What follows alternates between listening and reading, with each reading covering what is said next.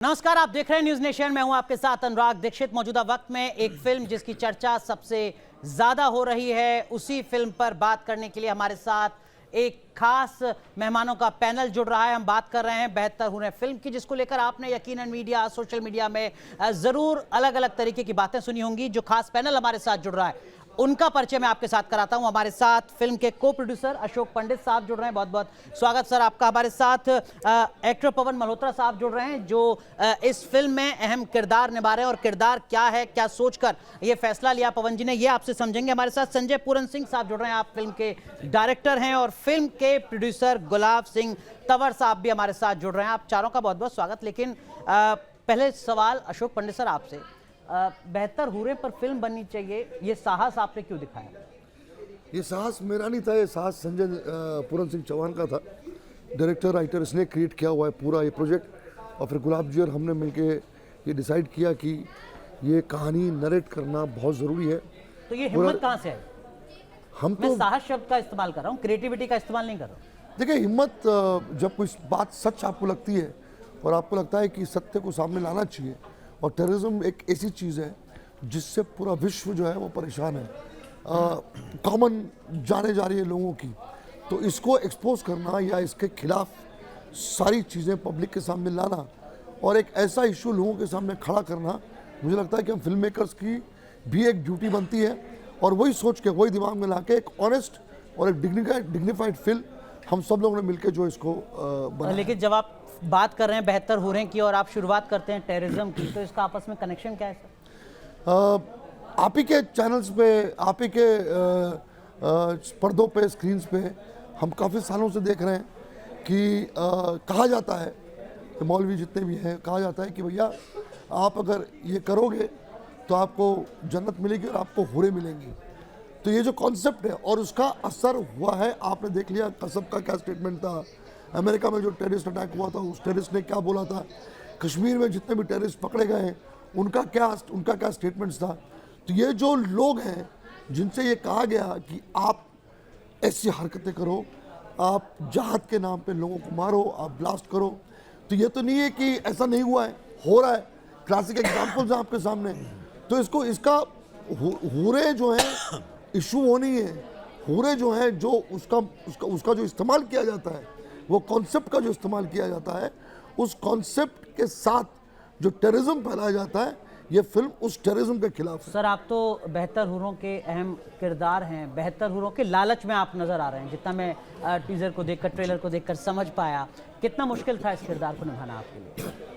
और क्या कुछ नई बातें पता चली जब आपने इस किरदार को गढ़ा?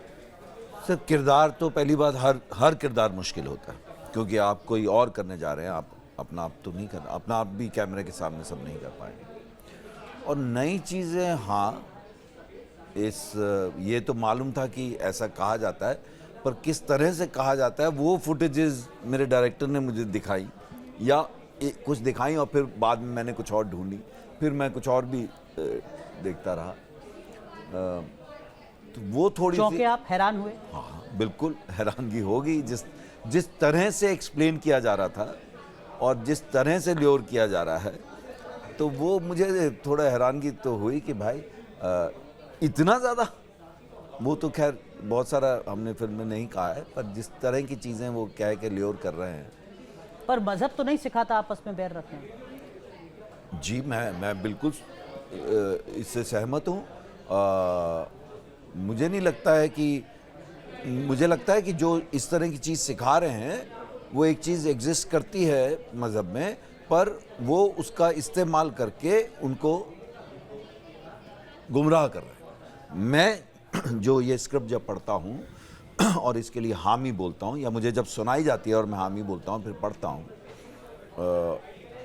तो मुझे लगता है कि हम ये बात कह रहे हैं कि आपको ये जो कहा जा रहा है कि ये करने से आपको ये चीज़ मिलेगी कि आप इनोसेंट्स को मारेंगे और आपको मिलेगा, तो मैं उससे सहमत नहीं हूँ। और मुझे नहीं लगता है कि ऐसा कहा गया होगा। और बाद में अभी रिसेंट डिस्कशंस में बहुत सारे लोगों ने आगे बोला भी है कि ऐसा कहा जाता है कुछ लोगों से और उनको गुमराह किया जाता है, लेकिन ये सच नहीं है, ऐसा नहीं। लेकिन एक तबका ऐसा भी है जो कह रहा है कि बेहतर हुरों का तो कुरान में जिक्र ही नहीं है, ये तो एक अलग से कल्पना है, कही कहाई बातों को आपने फिल्म में उतार दिया है। कितना सच है? आपकी रिसर्च में क्या निकला? देखिए, एक बात मैं साफ कर देना चाहता हूँ, हमने कभी नहीं कहा कि हम कुरान के ऊपर फिल्म बना रहे हैं।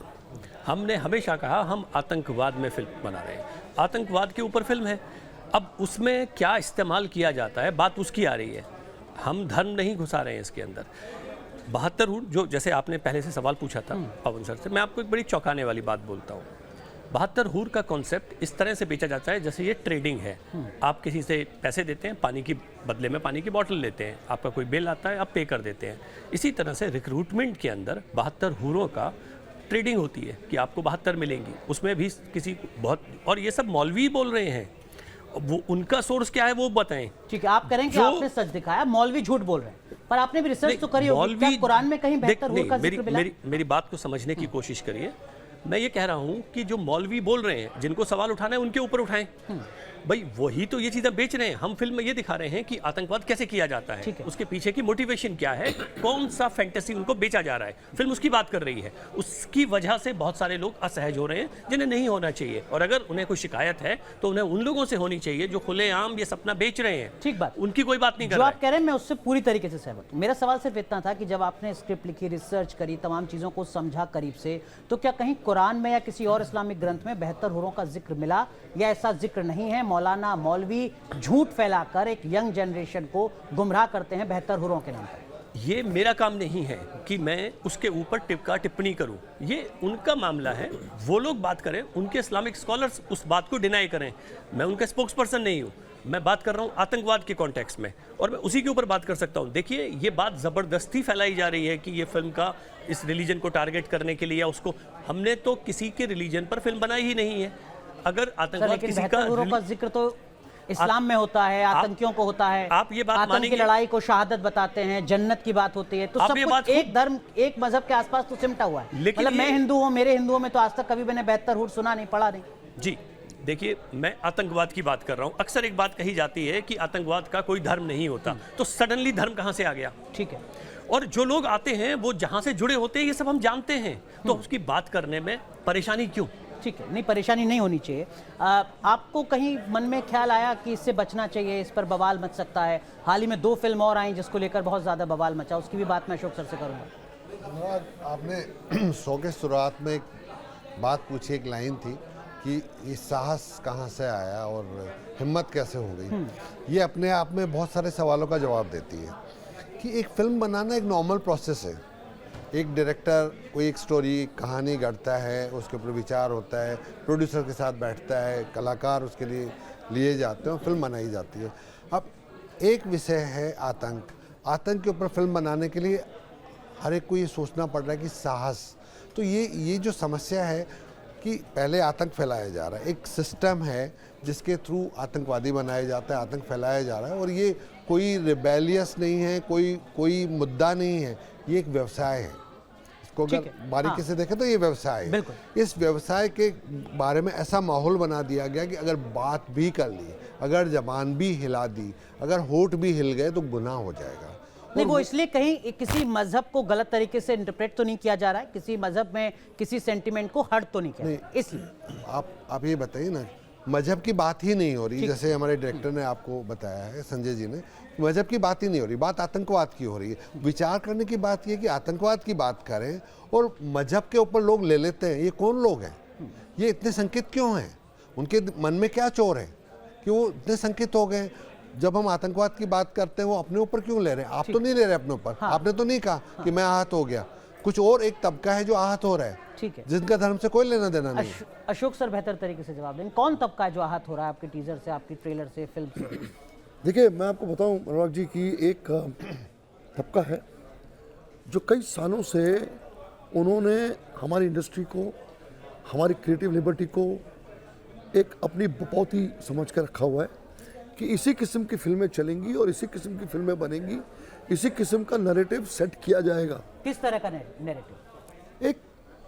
एक ऐसा नैरेटिव जैसे कि आपने जस्टिफाई करना शुरू किया क्राइम को, आपने दाऊद के ऊपर फिल्में बनाई, आपने जो एक प्रथा चल रही है इस कंट्री में कि भैया एक अर्बन एक्सेस का जो माइंडसेट है कि भैया जो चीज़ें आपने कभी कही नहीं है। अभी फॉर इंस्टेंस मैं आपको एक क्लासिक एग्जांपल बताता हूँ। हालांकि मैं उस फिल्म का रेफरेंस नहीं देना चाहता हूँ, लेकिन समझाने के लिए बहुत इजी है। जो फिल्में बनी इसके पहले, हमारे पहले, हालांकि बनी ये फिल्म उनके पहले थी, ठीक है। रिलीज लेट हुई है। हाँ।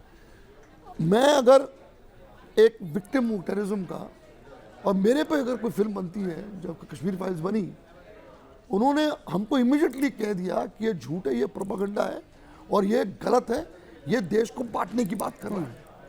एक विक्टिम जो बात करता है तो वो देश को बांटता है, लेकिन जब टेररिस्ट बात करता है तो देश, वो टेररिस्ट जो वो भटका हुआ है इसलिए वो टेररिस्ट बना हुआ है। जैसे किस ये फिल्म में ऐसा शिकारा देख लीजिए, ये अपनी मिशन कश्मीर देख लीजिए, माचिस देख लीजिए।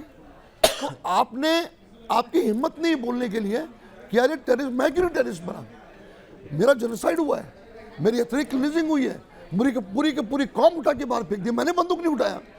तो अगर एक शख्स को कुछ गलत काम करने की वजह से अगर आर्मी ने और पुलिस ने उसका एक्शन लिया तो गुस्से में आ गया और बदले की आग में वो टेररिस्ट बन गया।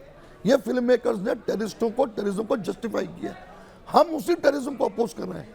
हम ये कह रहे हैं कि टेररिज्म जो है ये देश के खिलाफ है, ये मानवता के खिलाफ है और इसको आप जस्टिफाई नहीं कर सकते। ठीक है। अभी एक सेकेंड, अभी हम जैसे लोग जो हैं, चाहे वो संजय हो, चाहे वो विवेक हो, चाहे वो पुल शाह हो, चाहे वो सुदीप्तो हो, ऐसी फिल्में बनेंगी क्योंकि हमें ये लगने लग गया है कि जो सच बोलने में हम डरते थे, क्योंकि बहुत बड़ा एक कुनबा था जिन्होंने एक हवा बना के रखी थी कि यही सच है और यही सच चलेगा।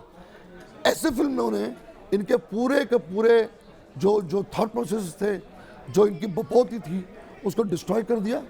और सबसे बड़ी बात, अनुराग एक सेकंड, सबसे बड़ी बात है कि मुझे लगता है कि ये लोग जो हमको प्रोपेगेंडा वाले बोल रहे हैं, हाँ। ये आउटडेटेड हो गए।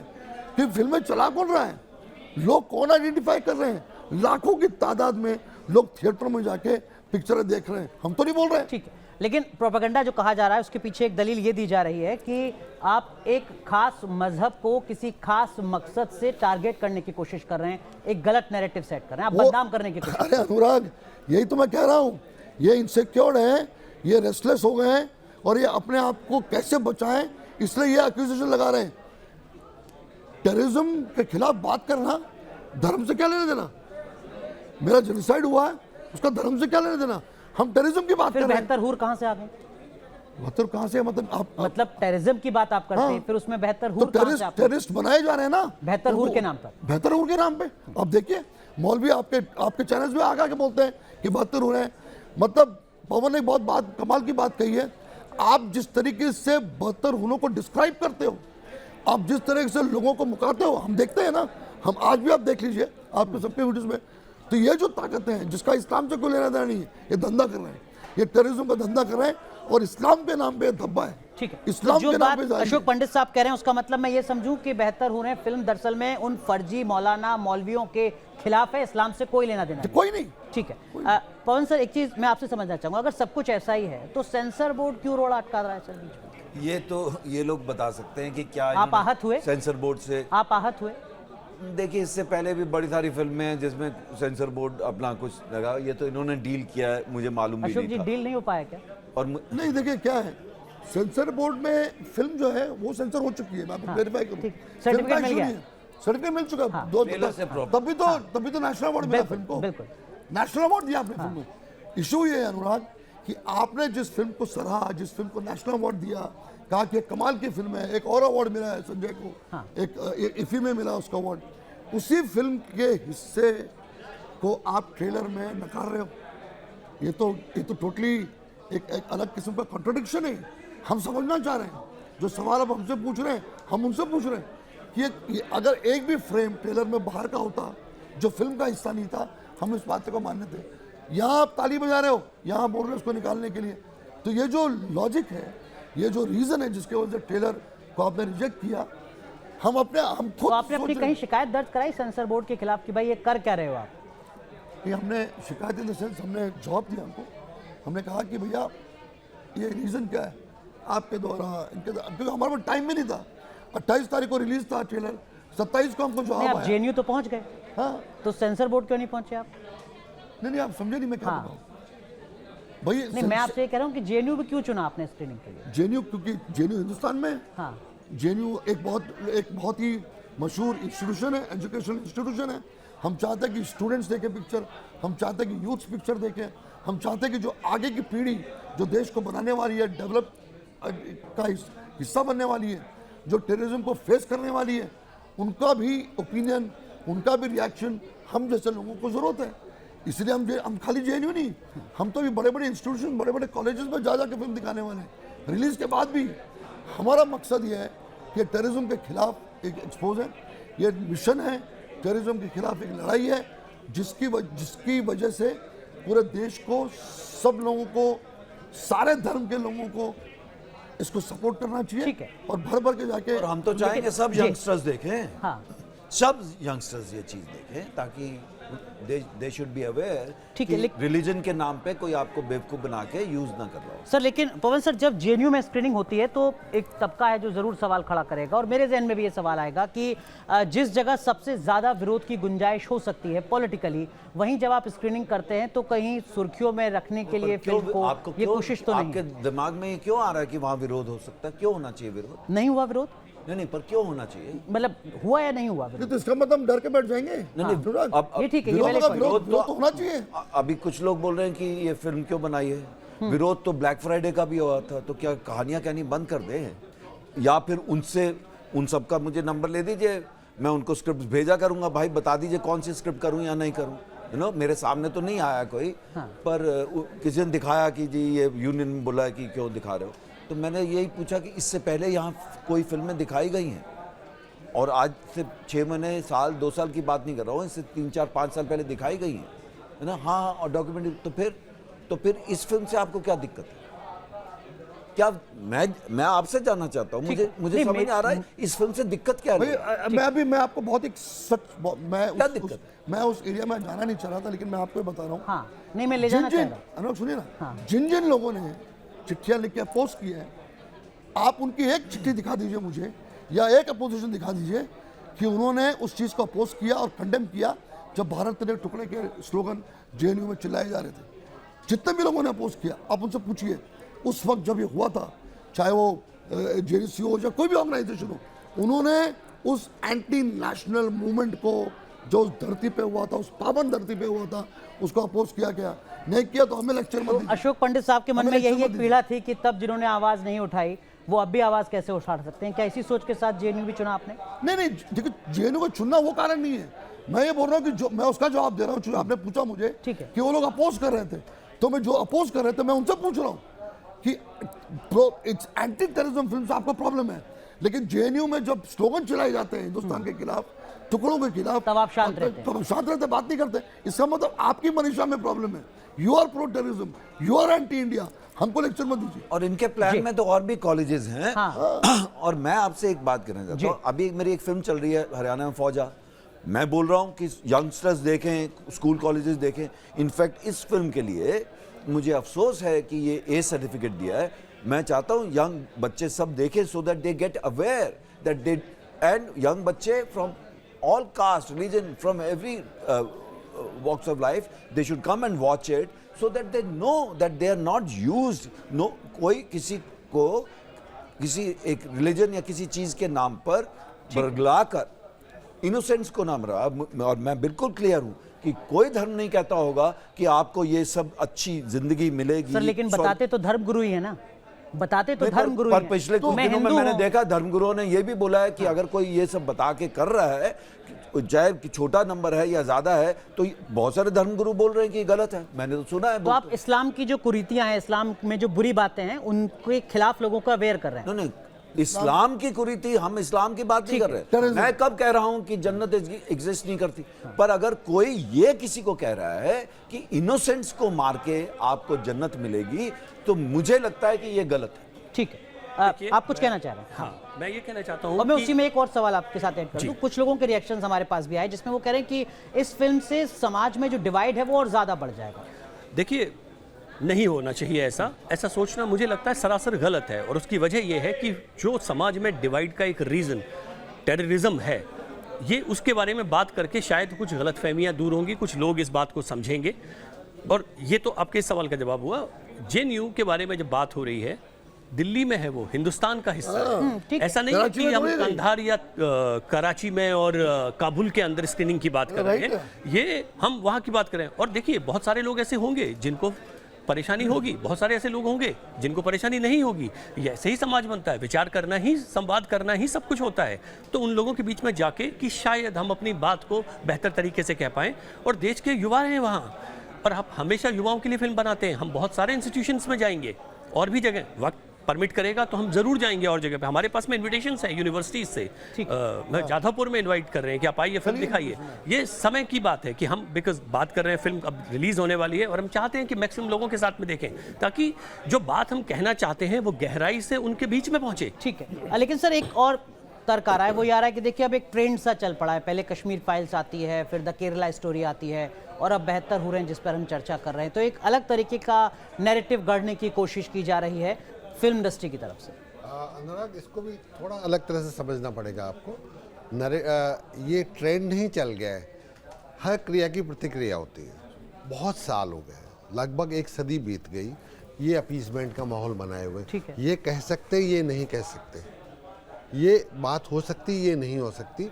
बहुत सारी पीढ़ियाँ थी जिन्होंने ये सहन कर लिया। मतलब इस तरीके का एक प्रेशर रहता था। एक प्रेशर रहा है, ठीक है। वो सर्वे देते हैं सबकी जानकारी में कि प्रेशर है कि आपको ये बात नहीं करनी है, इस बारे में बिल्कुल होड़ बंद करके रखना है। बहुत सारी पीढ़ियों ने उसको माना भी और उसी तरीके से जीवन अपना निकाल लिया। लेकिन जब समय गुजरा, अवेयरनेस आई और डेमोक्रेटिक सेटअप में सब लोग रह रहे हैं, उनके दिमाग में आज पूरे विश्व में क्या हो रहा है उनको दिखता है। फ्रांस में क्या हो रहा है, आज का बच्चा चाहे वो 12 साल का है, 14 साल का है, वो देख रहा है। उसको आप ये नहीं कह सकते कि आप इस बारे में बात मत करिए। तो अब वो पीढ़ियाँ आ गई, वो देखना चाहती है। जब वो देखना चाहती है तो सिनेमा तो समाज का आईना है। आप लोग क्या देखना चाहते हैं, सिनेमा के जितने भी लोग हैं वो उसको महसूस करते, देखते और वही दिखाते हैं। ठीक है। तो ये जो सीरीज, जो सिलसिला चला है, उस वजह ये से सही दिशा में। अब प्रेशर क्या होता था वो मैं आपसे समझूंगा, लेकिन पवन सर ये जो फिल्म जो आपने बनाई है जिसमें आप एक अहम किरदार हैं सर, इसका मतलब तो ये कि ऐसे जितने फर्जी मौलाना मौलवी हैं इनकी दुकानें बंद होने वाली हैं इस फिल्म को देखने के बाद लोगों वो मैं नहीं जानता हूँ।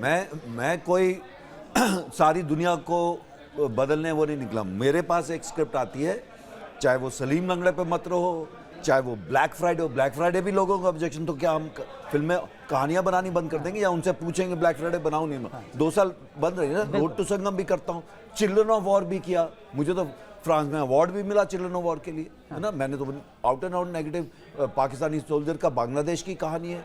तो ये कहानी किसकी दुकान बंद हो रही है, क्या हो रही है, मुझे नहीं मालूम। मैं उसमें नहीं जा रहा हूँ। मैं सिर्फ इतना जानता हूँ कि किसी से मैं कह रहा हूँ कि भाई कोई अगर आपके रिलीजन का सहारा लेके आपको बरगला रहा है कि इससे आपको खुदा, ईश्वर, महादेव, अल्लाह, स्वर्ग, अप्सराए या बेहतर हूरें 72 हूरें देगा, तो 72 हूरें आपको ज़कात से मिलेंगी। अगर जन्नत और 72 हूरें हैं वो आपको ज़कात से मिलेंगी, वो आपको रोज़े से मिलेंगी, वो सजदे से मिलेंगी, वो नमाज से मिलेंगी, वो समाज में अच्छाई करने से मिलेंगी। मैं ये सोचता हूँ। बिल्कुल। हालांकि यूनिफॉर्म सिविल कोड के दौर में जहाँ एक शादी सबके लिए मैंडेटरी हो रही है, वहाँ बेहतर हुरों की बात ही क्यों की जाए, इस पर भी चर्चा हो रही है। लेकिन वो जो प्रेशर जिसका जिक्र अभी सर कर रहे थे, वो किस तरीके का प्रेशर अब तक रहा सर कि इन मुद्दों को तो छूना ही नहीं है, छूना है तो फिर इस तरीके से छूना है? सिस्टम का प्रेशर था, चाहे वो सरकारें हो, पॉलिटिकल भी डेफिनेटली। बिकॉज देखिए, आप जब ऐसे फिल्में बनाने जाते हो, या क्रिएटिव लिबर्टी की बात है, और फिर क्या होता है, देखिए हर किस्म की फिल्मों का एक समय होता है, एक टाइम होता है। हर 10 साल में नई नई किस्म की फिल्में आती हैं, नई जनरेशन आती है, नई सोच करती है। प्रेशर हो नहीं हो, डजंट मैटर।